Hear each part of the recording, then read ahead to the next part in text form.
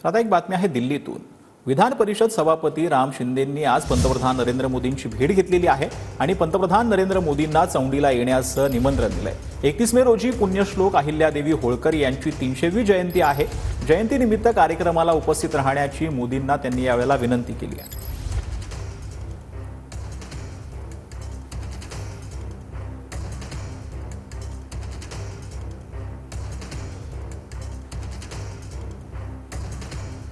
गेली अनेक वर्षानुवर्ष जयंतीचा उत्सव चोंडीमध्ये साजरा होत असताना महाराष्ट्रातले केंद्रातले अनेक मंत्री मुख्यमंत्री उपस्थित राहिले आणि देशाचे राष्ट्रपती देखील शंकरदयाळ शर्मा 1996 मध्ये उपस्थित राहिले आणि म्हणून त्रिशताब्दी जन्मवर्ष असल्या कारणाने देशाचे आदरणीय पंतप्रधान नरेंद्रजी मोदी यांनी त्रिशताब्दी जन्मवर्षाच्या निमित्ताने चोंडीमधील जयंती उत्सवाला उपस्थित राहावं अशा पद्धतीचं निमंत्रण देखील मी या भेटीच्या दरम्यान दिलेलं आहे।